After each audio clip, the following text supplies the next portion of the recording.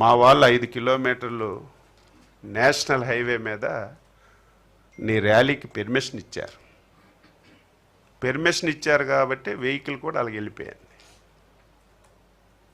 అయ్యయ్యో ముందుకెళ్ళిపోయింది వెహికల్. మనం వేసుకున్న ప్లాను దాటిపోయింది. మళ్ళీ వెహికల్ వెనక్కి తీసుకొచ్చి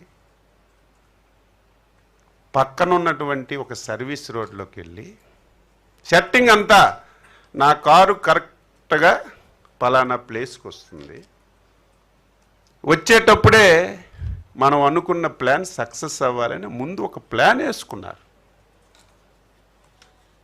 ప్లాన్ ప్రకారమే జరిగింది. ఒక కార్యకర్తలు పరుగెడుతున్నారు.